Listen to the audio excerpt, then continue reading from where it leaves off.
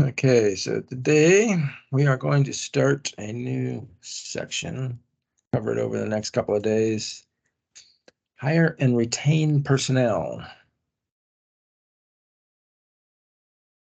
Hire, develop, train, promote, and/or dismiss supply management personnel. Organizational human resource policies and procedures. So all companies have policies ranging from hiring to fair labor standards. Talent management deals with finding the right employees for the company, recruiting and training, and then retaining and promoting them. So the way that most companies get themselves into trouble with employment law is that they don't follow their own written procedures. Organizational skill set requirements. So skill set requirements for purchasing are rapidly changing due to advancement in technology. You need people that are more software savvy than used to be, with people who get hired for their contacts, but not so much anymore. Position skill set requirements. Companies should routinely assess the specific skill set requirements of the position as well as the company's overall skill set requirements. Recruitment and selection. During the hiring process, most managers attempt to match an individual's qualifications to current and anticipated job requirements of the department. And changes in the workplace and the workforce in recent years require hiring managers to include additional and different considerations. So younger workers do not expect to work for just one company for their entire career. And younger workers, the Gen Z folks and millennials, are looking for companies that are technologically savvy. They also like training. They want to be trained. Recruitment. Where will the company find qualified individuals to perform the job? Discern who will do well from who will apply. Work with HR to determine the appropriate recruiting strategy. And the relevant job market identifies the area in which the company should recruit. So jobs have a local, regional, national, or international labor pool. Knowledge, skills, and aptitudes of applicants. So determination of the skills required must be made. And typical skills required in purchasing are things like product and service knowledge, principles of supply, analytical ability, etc. Computer-based skills are also important for procurement these days. Relationship development and management skills, international business skills, which I don't really know what that is, but okay. Negotiation skills, interpersonal skills, customer focus, and ability to deal with and manage change. Most companies require candidates to complete tests. I find that hard to believe. I don't know that I've ever completed a test for a company that I applied to. But skills testing, such as negotiation and ability, aptitude testing for knowledge-based personality or intelligence testing, physical tests or physical exam, international related skill tests, language skills, other tests such as drug and honesty tests. So I certainly have been drug tested, but that's about the only test I ever got when I was being recruited.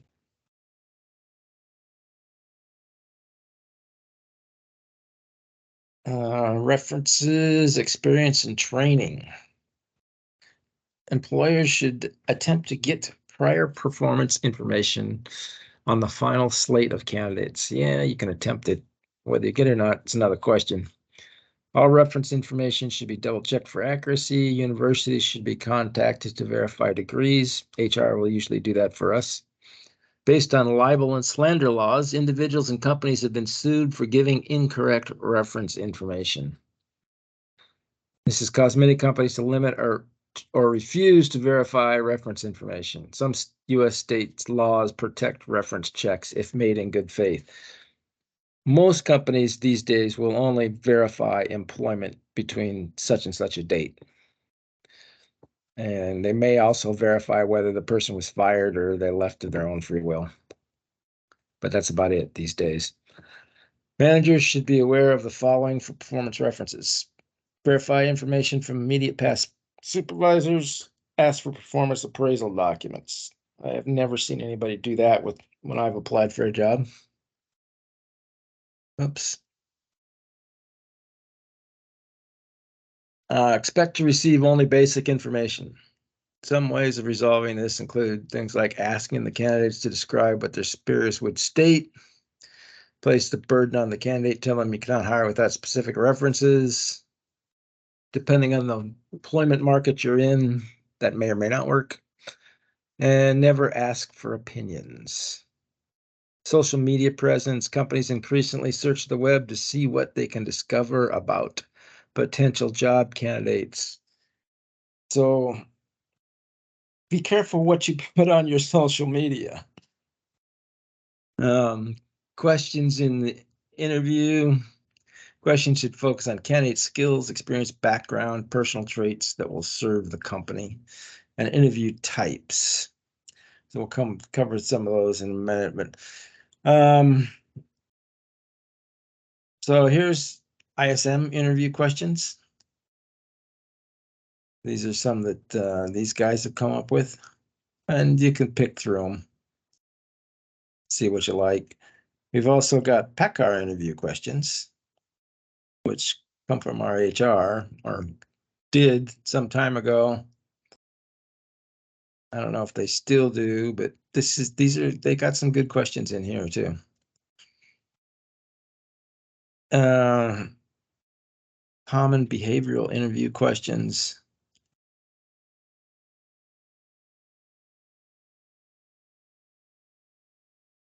Oh, it's some more stuff from HR.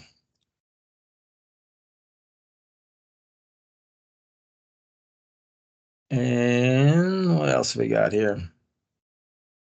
Candidate evaluation form. I think this is our HR form also.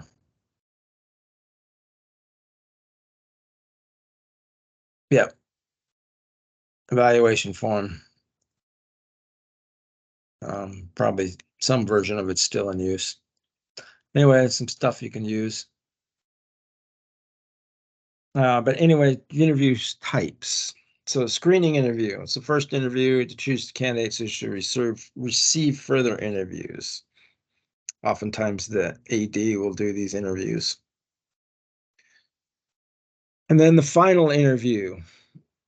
Focus on details, specifics of the job, as well as whether or not the candidate will fit with the rest of the team. Do they have an issue with wearing a suit? Probably not going to work out at PACCAR if they do. Structured interview used to eliminate biases and increase validity. All candidates answer similar questions for comparison purposes. So PACCAR likes these structured interviews. I haven't always used them when I've interviewed at PACCAR, but sometimes. Develop the hiring criteria from the job description. Identify the job-related information that needs to be collected. Develop questions that are connected to the hiring criteria. Identify potential answers, good, bad, and neutral, and then develop a scoring sheet. Train interviewers, and candidates. And then you basically ask everybody the same set of questions. That's the structured interview. Then you've got the behavior-based interview. Used by employers to gauge candidates' behaviors. Interviewer identifies a job-related experience, then structures a very pointed question or questions to elicit detailed responses aimed at determining if the candidate possesses the desired characteristics. So it takes the place of form of, if this happened to you in the job, how would you react, kind of thing. The art of asking questions requires training. Purpose of asking questions is to gain as much knowledge about the candidate as possible. And because of legal considerations, questions should only pertain to job-related skills. In the PACCAR deck that I was just showing your questions, they have a thing at the back that says what you can and can't ask about. So things like relatives, friends, age, conviction, records, or other personal matters you cannot ask about. Skill in asking questions comes from listening, ask open-ended questions, and let the candidate talk. Describe, here's some open-ended questions. Describe the last time a supplier delivered late. How was the situation handled? Open-ended. Can't be answered as a yes, no. What was your most difficult negotiation? What were your goals? What were your results? Questions like these encourage a candidate to enter a discussion. This in turn can lead to further questions that clarify topics. Sources, recruitment and selection have increasingly moved online. So Generation Y, which are the millennials, and Generation Z, I guess we're calling those guys centennials. This is the preferred way of advertising their skills online. LinkedIn has capitalized on this trend and is a very good recruiting site. So contingent labor or temp labor. Types of contingent labor. The gig economy, independent contractors, part-time workers, temporary and seasonal workers. Benefits to this type of work include flexibility in a very competitive global environment. Workers can be hired or shed quickly. Some Generation Y or Z workers prefer this model, giving them more time off between jobs, especially if they're like software programmers. Liability of this model is that many companies take the opportunity to pay contingent workers a lot less for the same work the permanent workforce is doing. And Microsoft is notorious for this. And you have the builds two layers of at the company, the haves and the have-nots. Retention, recognition and value. Many employees would rather be recognized for the value they provide or a job well done than get more money. I don't really believe that, but ISM does. A simple recognition is to give a compliment on a job well done or a thank you. Job satisfaction and engagement. The corporate culture is probably the most critical factor for most people. Will they fit in? Are they engaged? Do they like coming to work? According to a study by the Conference Board, the four most crucial factors in employee engagement are: one, interest in their work.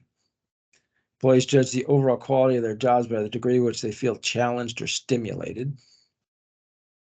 Employee emotions, declining feelings of pride about the company and interpersonal attachments to immediate managers factor heavily into the employee's level of engagement.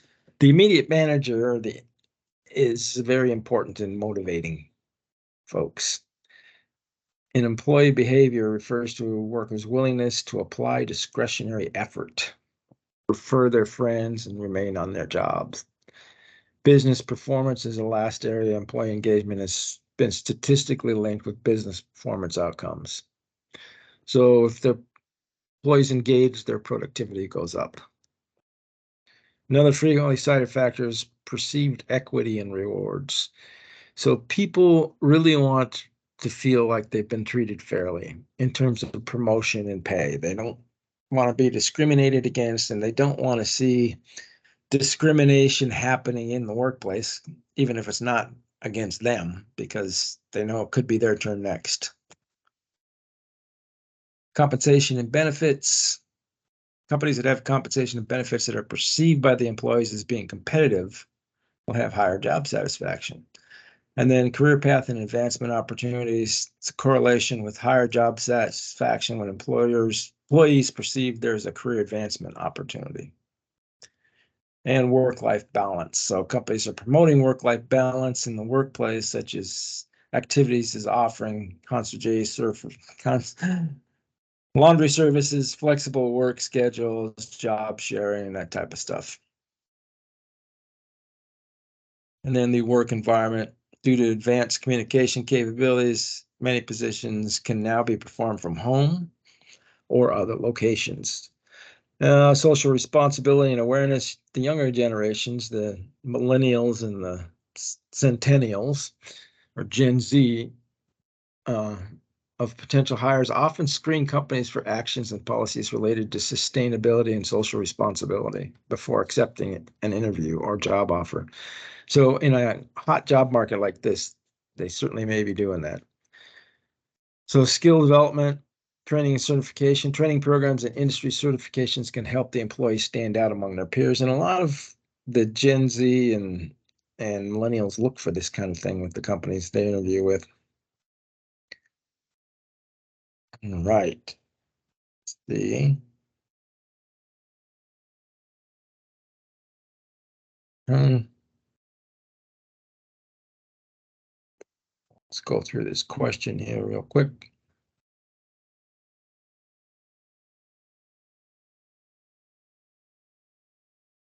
All right.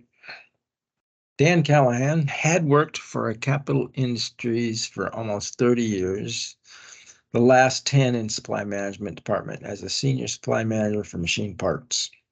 The path to his promotion began when Callahan left the armed services and began his career with Capital as a machinist. Prior to his supply management job, he spent 5 years as an inventory control clerk and 3 years as a manufacturing planner. Callahan had great industry experience, but his lack of formal education and marginal supply management skills were becoming evident to Ty Brown, the new supply management director at Capital. Everyone liked Callahan, especially the Capital engineers he was working with, but it was becoming increasingly evident that his professional skill set needed to be upgraded. One of Brown's initiatives was to make the supply management organization world-class, beginning with an evaluation of the expertise of the staff. So what should Ty do in this situation? Encourage Callahan to get his bachelor's degree in business? Yeah, he should. Demote Callahan to a lower level position in supply until his skill set's upgraded? Yeah, no, that's kind of a harsh path. Request Callahan resign his position? Wow. Okay, that's the nuclear option. And create a career path for Callahan that will leverage his skills. So obviously you can throw away B and C. So A is pretty specific, and B is a more general approach. I'm thinking they're going to want to go with D. I mean, A is specific and D is the more general approach. So I'm guessing D here.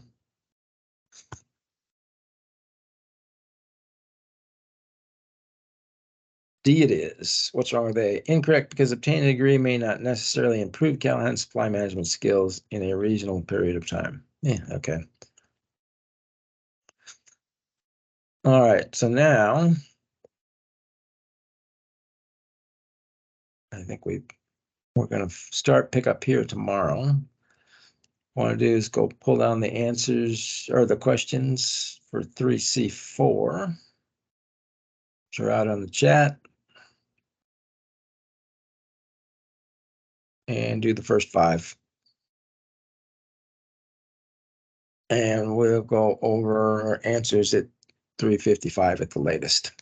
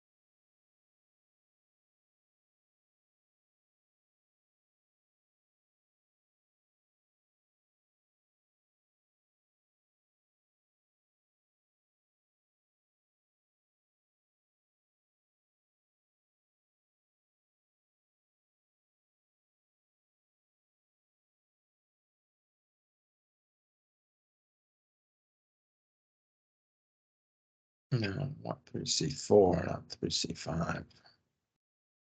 Dummy.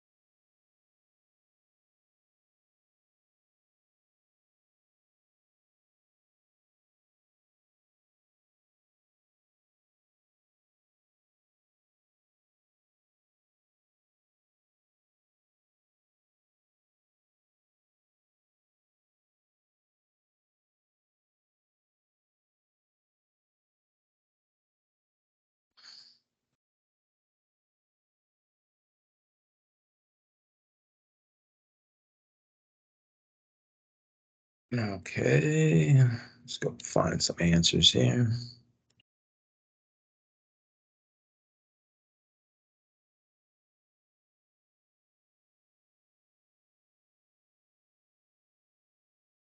Okay, number one is Delta, structured interview, asking all the same questions. Two is also Delta, work-life balance, recognizes the importance employees place on being able to meet both workplace and personal demands. Three is also Delta, because managing production schedules is outside the scope of human resource management. You're looking for the one that didn't belong there. Four is Charlie. Job involvement means individuals identify with their job titles and value their performance to the organization. And five is Bravo, because perceived equity and rewards is a major reason for employee turnover. All right, and we'll finish this section up tomorrow.